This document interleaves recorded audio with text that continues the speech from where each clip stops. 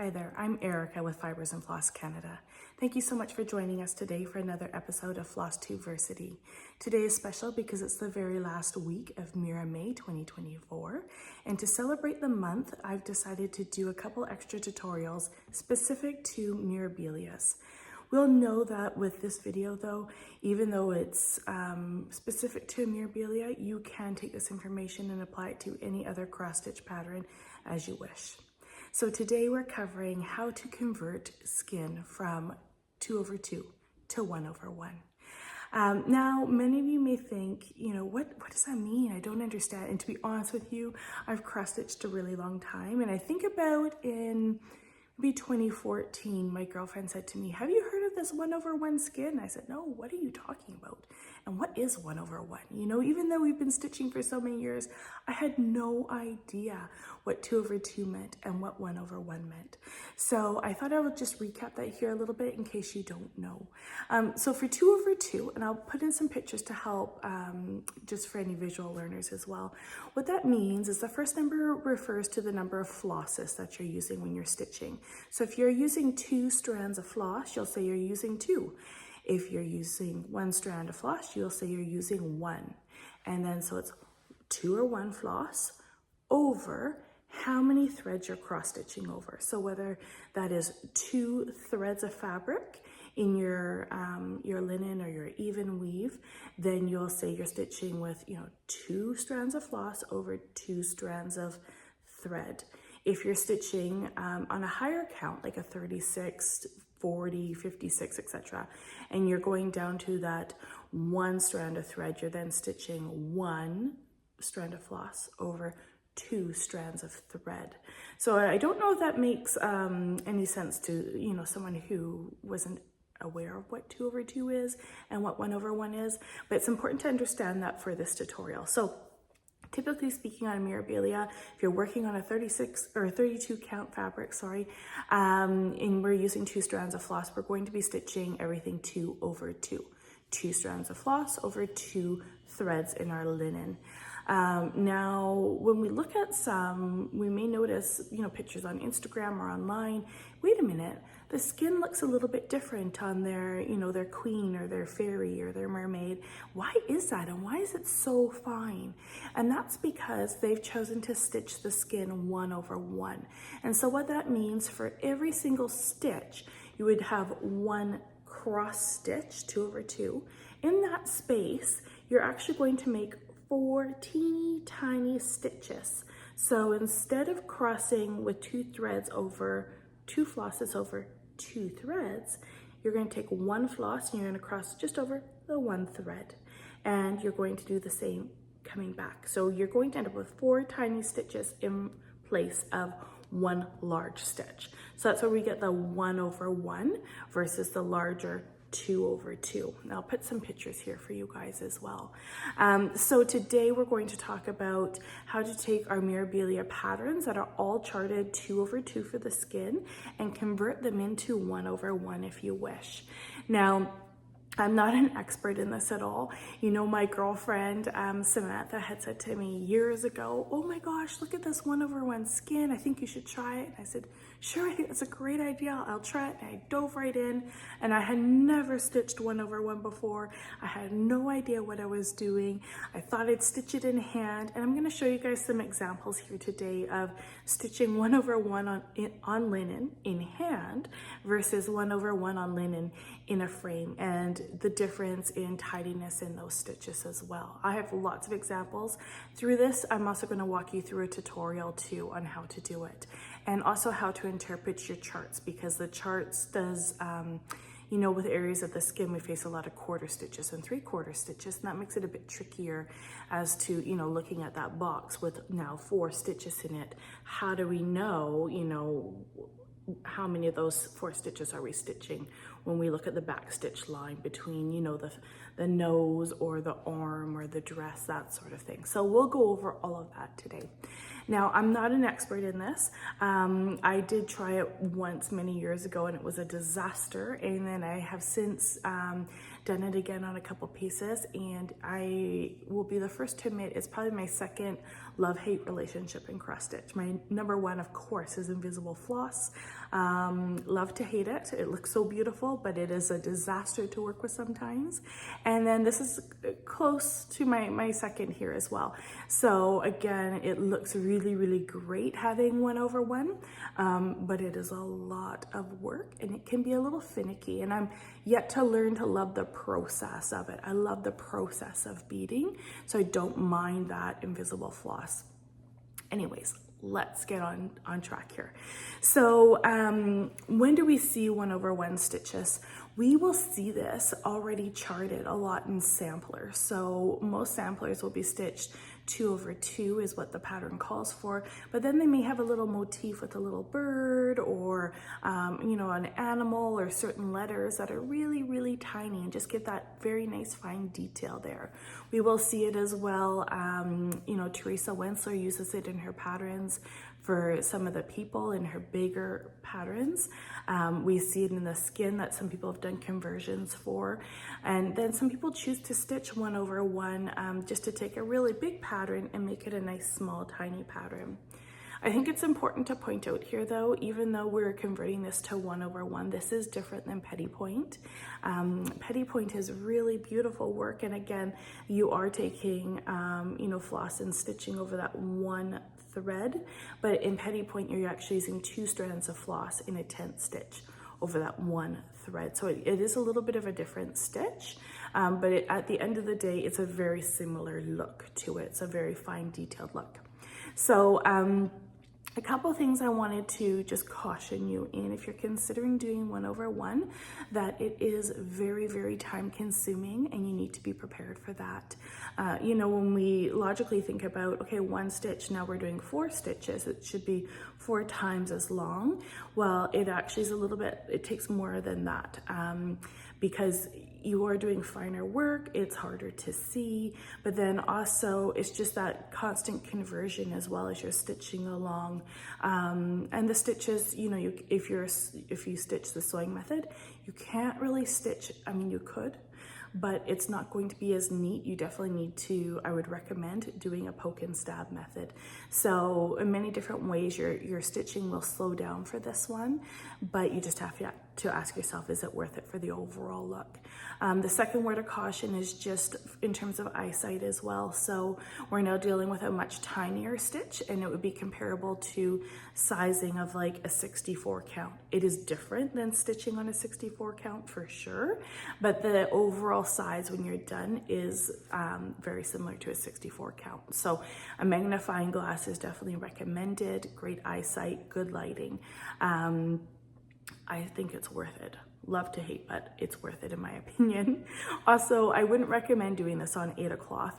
And the only reason why I say that, even though, you know, you think I can do 4 stitches in one block, even on linen and even weave, I struggle to make it look great. Sometimes the stitching can look very organic, a little bit rough. Those stitches want to slide a little bit.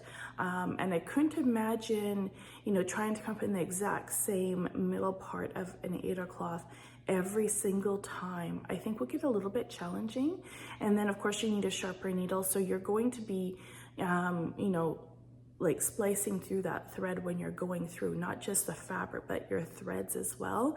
And then if you make an error, you will never be able to pick that out. So I would not recommend Aida, although you could definitely try it if that's what you want to do. It's just, I don't think it's recommended.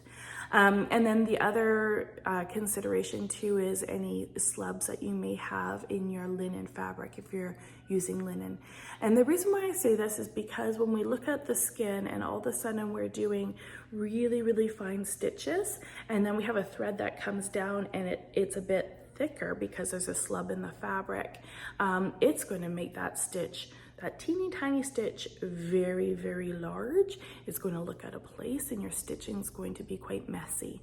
I have seen stitchers, I've done a bunch of research this last week, who have encountered that, and you know, they tried to splice the slub with a needle and sew around it, And despite their best efforts, it is noticeable. Your eye does go to that and think, oh, what happened there? So I just caution you, if you are thinking to do 1/1, just kind of examine the area of your linen first and see if there are any slubs in that area. If so, you know, can you pick out the slub? How big is the slub? Is it something you can splice through and it will look like the width of the normal thread in the linen? Just some considerations for you personally to make there. And then the last thing as well is that the 1/1, it does look a little bit more organic because you're stitching around one thread of linen.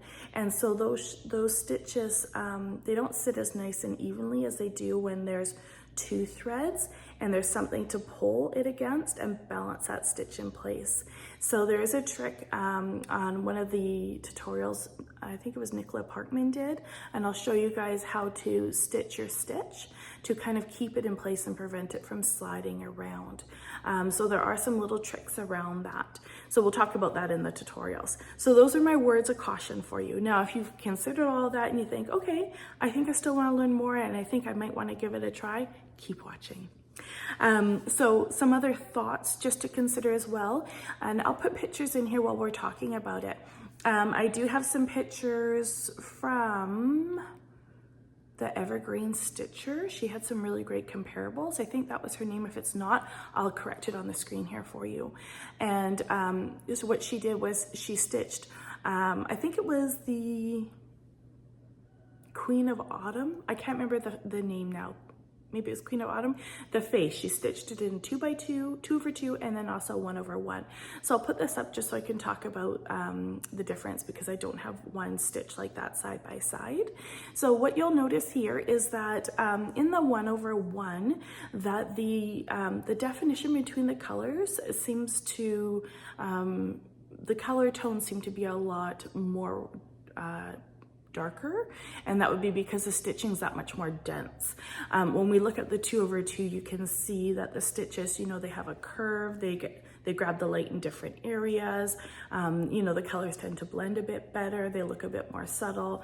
But the 1/1, because the stitches are so dense, those colors definitely are richer, and the definition, the line between the changes in colors are definitely more noticeable. So just something to be aware of.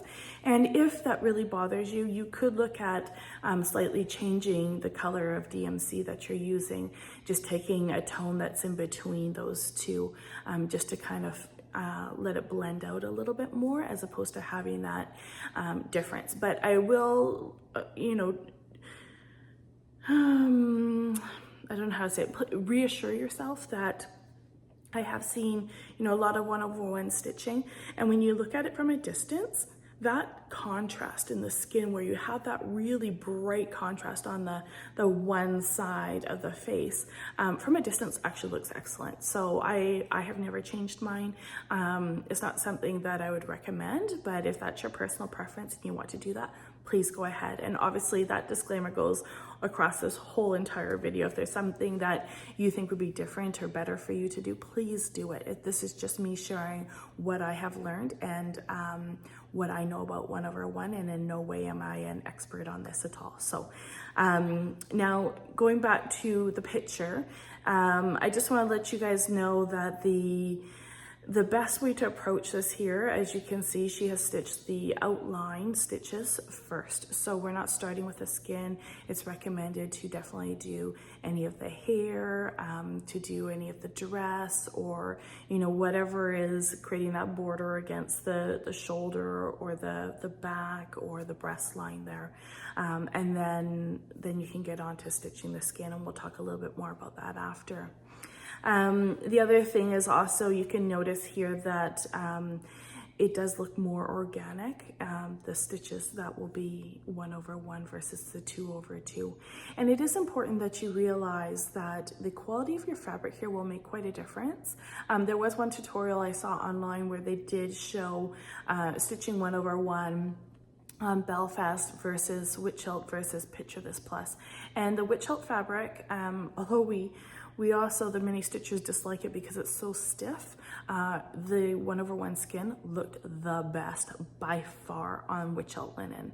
And I think maybe it's just because it's nice and stiff, and the stitches, they tend to lie a bit more neater than they do on some of the floppier fabrics. So just a side thought there. So for any of us that are a bit hesitant in using Wichelt, if you're doing 1/1, I would recommend it for sure.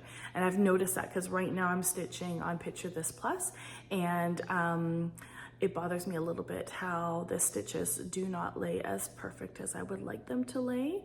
I've also stitched skin on Wichelt, and the skin does look a lot better. So I've experienced that myself.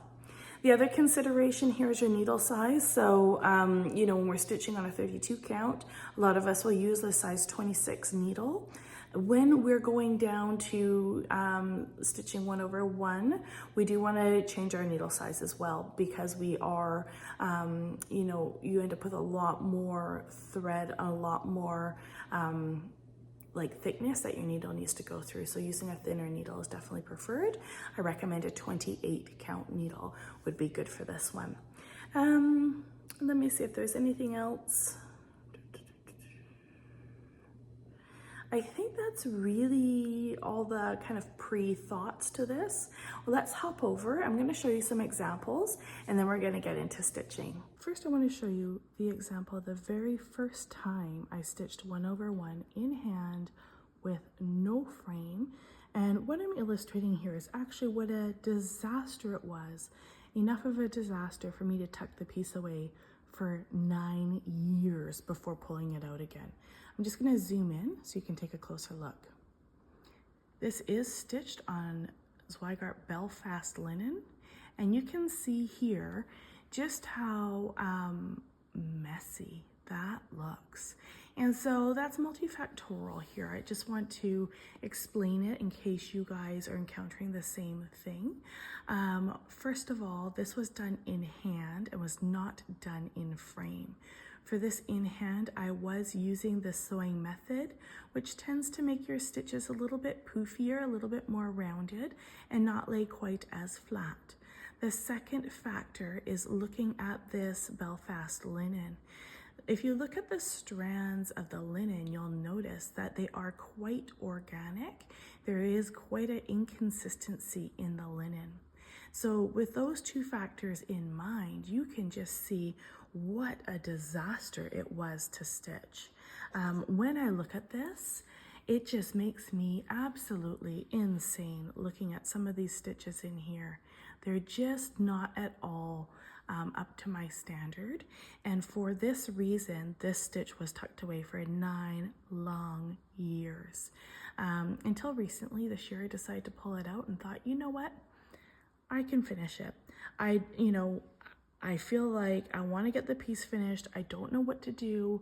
I'm just going to dive right in. I tried to remove some of these stitches and it just wasn't working. It was impossible to take them out.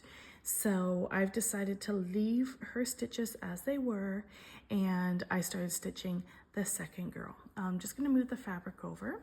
This is Tree of Hope by Mirabilia. So this one here was stitched in frame and using the poke and stab method. You can tell the stitches are quite a bit neater, but they still do have quite an organic look to them. So if you're a perfectionist, and I'm a perfectionist too, this may bother you. It certainly has bothered me, but now, I mean, we're zoomed in, and we're being quite critical, right? But when you zoom out, as I will in a second, you'll see it actually looks pretty good. The reason why I've left it zoomed in here is I want to point out a few things. We're going to discuss some things like this here. So when we do our back stitch, when we lay our back stitch afterwards, we'll notice that there may be areas like this where you think, oh, I could have put an extra stitch in there. Do you see that? It just doesn't quite fill the spaces correctly. When you look at her arms, here I did go with the pattern exactly as it called for stitches. And then here I ended up fudging the pattern a little bit just to fill in those lines. And I'm going to show you how to do that today. I think it does make a big difference. And that's something I'm doing on another project right now, Fairy Idol. So let's just have a zoom out so you can see what this looks like when it is finished. I mean, that's about normal distance when you're looking at a picture, about, you know, maybe 12 to 14 inches away. That's what you're going to see. And you can see, you know, a little bit here still where some stitches could be fixed, but I'm going to leave it. For me, this is a nice comparable where I can see, you know, where I was at once upon a time using the sewing method in hand, using no frame, versus as my stitching has evolved, I've gone to that method there. So I'm leaving this piece as it is. I'm learning what I can from it, and I'm moving on to the next. Here's another example. This is my current work in progress, and this is Fairy Idol. She's an out of print pattern, and she's being stitched on a 32 count Mirage by Picture This Plus. And you can see here as well some of the definition. So when I was talking about the stitches being denser and really being able to see the lighter color and then a clear line to the next color as skin tone, look in the, excuse my waist thread there, but even here you can see quite a line there. And that's something where if that really bothers you, again, you can choose to change the color of floss that you're using. But from a distance, it looks fantastic. When we're looking up close and being quite critical, you know, maybe it could be improved, but from a distance, again, that's just fine. What you can see here is that I have not yet done any back stitching. And what I wanted to point out was down here. So we can see right along the edge. So I have actually stitched the dress and everything that's gonna go along the area where I have where I'm putting in my skin. And in doing so, I'm able to actually add the stitches that are required to go pretty much right up to this line, so that when the floss for back stitching lays perfectly here, you're really not going to see that at all. I do have, wonder if I can just, I got a strand of floss here just to show you, and that lays there. It's going to be actually a really nice line, so it's going to look quite perfect. Now, and in no way is this stitch perfect, right? So let's get on to actually doing some tutorials and showing you how to work this. So one of the first things I want to point out to you guys is the actual stitching here. So when we look at our normal cross stitches, we are going over 2 strands of floss, or 2 strands of thread with 2 strands of floss. So you can see for every 1 cross stitch we're going to do on our linen or even weave, we're actually going to make 4 little teeny cross stitches in that space. So when you're counting, for every 1 stitch, you're going to do 2 small stitches in that row. And each stitch will now be divided into a top row and a bottom row as well. Okay, so what I have done also is I've just drawn out a little bit of a face for you guys. So on this face, it's quite crooked. Where can we, that's okay like that, I guess. So here we can see this is her forehead to where her eye will be, her nose, and then down to the mouth here. The reason why I've chosen to use this one, I'm gonna pause because there's a train coming and they're very loud at my house. Just 1 second. Sorry for the interruption. So when I'm looking at this here, this is what a normal pattern will look like. And the reason why I've used this one is because of the back stitching lines. And I think this is where we tend to lose a lot of people. They look at these lines that are not going perfectly over the stitches and think, oh my gosh, how do I do that? And if we think back to that arm I showed you previously, where I chose to not fill that in, it means I stitched, you know, this block here, I would have stitched all 4 little X's. I would have stitched none here, none there. And then here I would have stitched all 4 X's, nothing here, all 4 here. And I honestly probably would have done 3 here. but nothing here. And then when you lay this back stitch line, you do end up with this void of stitches where you definitely could fit 1, possibly 2 X's. So this is the other thing with a skin conversion. You're kind of going to plan to fly by the seat of your pants, if you will, and hopefully that doesn't terrify you, because what we're going to learn here, that as we're stitching, it's very much fudging that line to get the overall look you want. There is no perfect way to do this. If there was a perfect way, Nora would have charted it that way for us, but she didn't. She charted it 2/2. So if we're opting to make those changes, I'm guessing you're probably someone who's pretty much go with the flow, liking to try something new. So let's dive in and just see what that looks like when we start stitching that up. Okay, I'm going to see, hopefully in this video, I'm able to insert that picture up in the corner so you can kind of keep the pattern in mind as we go. So now there's 2 different ways that we can stitch this here. What I'm doing is I'm actually just using 1 strand of floss on a 28 count needle. And I'm just going to do a waist knot because I think it's going to be the easiest for this tutorial, just to get in and get going. Okay, so let's say we're going to come up here, and when we're stitching 1/1, it does not matter where we're coming up. I'm just thinking, actually I'm going to come and stitch over to the side a little bit more so I've got room for that picture to go on the screen for you guys. Okay, so it doesn't matter if you're coming up along the right thread in the weft or the warp, because we're going to be stitching over all of them equally. So let's just come up in a flaw. I can't even speak. Come up in a spot here. Okay, so we're going to start stitching. We're not going to stitch this whole piece because this whole piece with 1/1 will probably take maybe, I don't even want to guess, half an hour to an hour, and I'm not committing that amount of time for this tutorial. So let's just maybe start with stitching this row right here.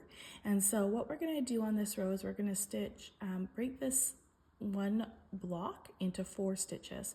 So we're going to do 1, 2, 3, 4, and then 1, 2, 3, 4. Okay, I'm going to show you different ways to stitch the top row versus the bottom row.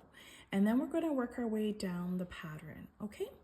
So now to do 4 stitches in a row, previously what I would have done is I would have just stitched straight across, very similar to the sewing method, because I do like to sew in hand when I'm stitching a Mirabilia. And so I'm going to show you the difference, and then I'm going to show you a recommendation that Nicola Parkman had on how to sew and make those stitches a bit more secure and not slip. So here we're just poking and stabbing, we're going across. That's the first row of the first stitch is complete, 1, 2, and now we're working on our second stitch, which will be 2 more stitches. So that is the first leg of all 4 1/1 stitches. Now we're going to just cross back. I hope you guys can see this okay. Again, I always find it so, I can zoom in a bit for you actually. There you go. I always find it hard to film and stitch on camera at the same time and talk. Good thing I was a woman. Could you imagine my husband trying to multitask and doing this? We'd all have a laugh anyways. Be good for that. Okay, so we're coming up to the end of the first row.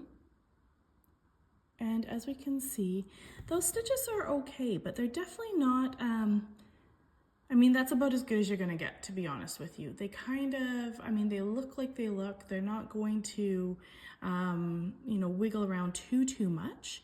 But I'd like to show you another way right in the line below. So Nicola Parkman, okay, so I always go up in the bottom left. I go up in the bottom left and I go down in the top right, up in the bottom right and down in the top left to make my cross. Now, this is the way that Nicola Parkman recommends. So she says to go up in the top right. We're going to go down in the bottom left. I'm actually going over 2 threads there. There we go. Down the bottom left, up in the bottom right, and complete that stitch down in the bottom, or down in the top left. Okay, so we're gonna do a row like that, and apparently she feels that that creates that stitch a bit more sturdy and it's not gonna slip around. When we're stitching over one floss, we definitely do risk these stitches moving, and I have seen that happen. So I definitely think it's worth giving this one a go, and we'll just compare the two. I haven't done it this way yet, so we'll just see what it looks like in the end. Of course, hers looked pretty good, but then it's Nicola Parkman. I mean, how could hers not look good, right?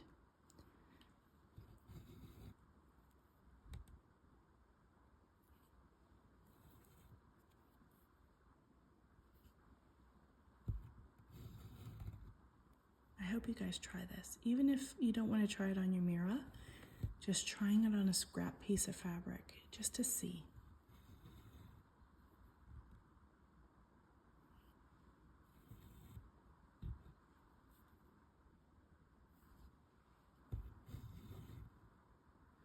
Okay, so at the end of the day, I mean, both look rather identical to me. I actually don't like how that very last stitch is sitting, but you know, by the time I've learned with these teeny stitches, by the time you do this, the row below, that top row may actually change a little bit and even out. So in our next row, we've got a couple options here. If I bring my paper back to show you guys, now we have completed this row here, okay? And what we're gonna do is complete this row. What I'm going to stitch first are going to be these 4. And then when we look at this, we get to this point, I'm gonna show you something before I just decide on, it looks like I could stitch 1, 2, maybe 3, or maybe just 2 here. I'm not sure. I'm gonna show you a little trick that I have learned. Oh, sorry, I'm just noticing that was shaking a fair bit, and hopefully you guys can see that okay. All right, so let's go again. Maybe what I'll do is speed this up for you guys.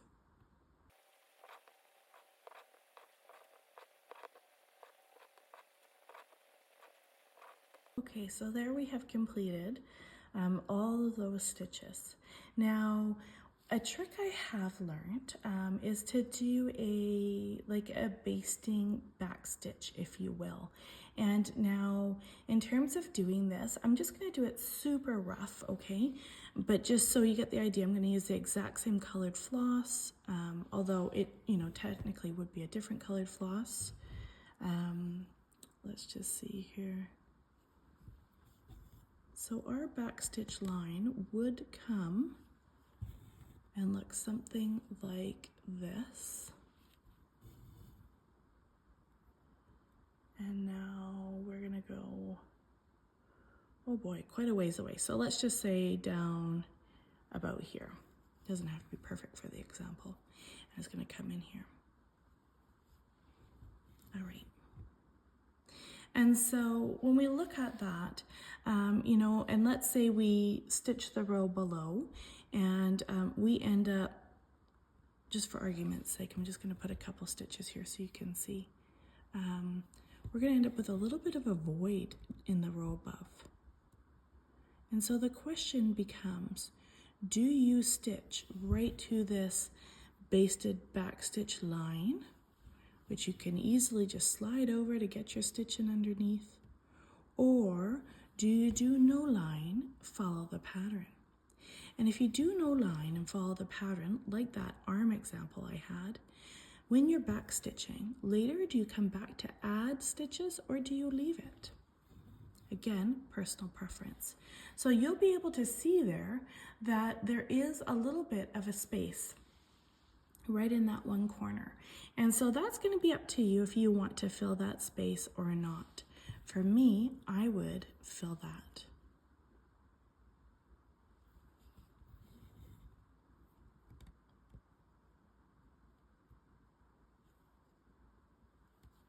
So I just have to move my thread now in order to get in there.